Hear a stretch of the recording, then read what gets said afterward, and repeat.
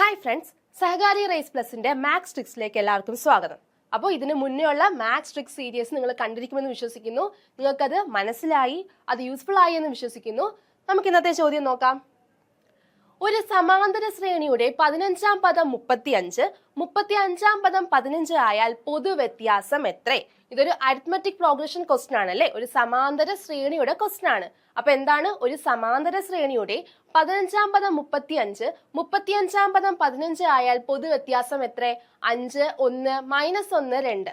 നമുക്കത് ചെയ്യാൻ ഇക്വേഷൻ ഒക്കെ ഉണ്ട്, അറിയാം. a+n-1 × d, അങ്ങനെ ഒരുപാട് ഇക്വേഷൻസ് ഒക്കെ ഉണ്ട്. നമുക്കറിയാം പൊതുവ്യത്യാസം d ആണ് അല്ലെ. പക്ഷെ അതിന്റെയൊക്കെ ആവശ്യമുണ്ടോ? ഒരാവശ്യവും ഇല്ല. ഇങ്ങനെയാണ് ചോദ്യമെങ്കിൽ ഒരു സമാന്തര ശ്രേണിയുടെ p-ാം പദം അല്ലെങ്കിൽ a-ാം പദം b എന്നും b-ാം പദം c ആയാൽ പൊതുവ്യത്യാസം എത്രയെന്ന് ചോദിച്ചാൽ കണ്ണു മടച്ചുകൊണ്ട് ആൻസർ എഴുതുക. ഓപ്ഷൻ സി -1 ആണ് ആൻസർ. ഇവിടെ ഏത് സംഖ്യ തന്നെ ആയിക്കോട്ടെ, ഇതേ മോഡലിലാണ് ക്വസ്റ്റ്യൻ വരുന്നതെങ്കിൽ നിങ്ങൾക്ക് ഒന്നും നോക്കണ്ട, ഓപ്ഷനിൽ എവിടെയാണോ -1 അത് തന്നെയായിരിക്കും ആൻസർ. ഇതിന്റെ ആൻസർ എപ്പോഴും എന്തായിരിക്കും? -1 ആയിരിക്കും. ഒരു ചോദ്യം കൂടെ നോക്കിയാലോ. ഒരു സമാന്തര ശ്രേണിയുടെ 10-ാം പദം 20ഉം 20-ാം പദം 10ഉം ആയാൽ ആ ശ്രേണിയുടെ പൊതുവ്യത്യാസം എത്ര?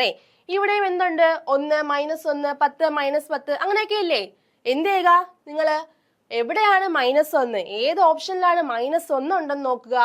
ആ ഓപ്ഷൻ ബബിൾ ചെയ്താൽ നിങ്ങൾക്ക് ഒരു മാർക്ക് കിട്ടി. അപ്പൊ എന്താണ്? ഇങ്ങനെയാണ് ഒരു ചോദ്യം. അതായത് ഒരു സമാന്തര ശ്രേണിയിൽ p-ാം പദം q-വും q-ാം പദം p-യും ആണെങ്കിൽ ആ ശ്രേണിയുടെ പൊതുവ്യത്യാസം d എപ്പോഴും എന്തായിരിക്കും?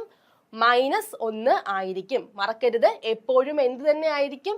-1 ആയിരിക്കും. അതെവിടെ ഏത് ചോദ്യത്തിലും ഇതാണ് മോഡലെങ്കിൽ ഇവിടെ ഏത് ക്വസ്റ്റ്യൻ ഏത് നമ്പറോ ആയിക്കോട്ടെ, പക്ഷെ നമ്പർ ഇങ്ങനെയാണ്. അതായത് ഒരു സമാന്തര ശ്രേണിയിൽ p-ാം പദം q-വും q-ാം പദം p-യും ആണെങ്കിൽ പൊതുവ്യത്യാസം എപ്പോഴും എന്ത് തന്നെയായിരിക്കും?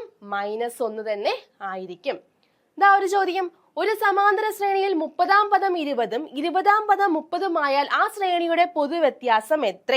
ഇത് നിങ്ങൾക്ക് വേണ്ടിയുള്ള ചോദ്യമാണ്. നിങ്ങൾക്ക് മനസ്സിലായി കാണുമെന്ന് വിശ്വസിക്കുന്നു. ഉറപ്പായിട്ടും എന്ത് ചെയ്യുക? താഴെ കമന്റ് ചെയ്യുക. വീണ്ടും ഇതുപോലെ ട്രിക്സുമായി കാണാം. All the best. Thank you.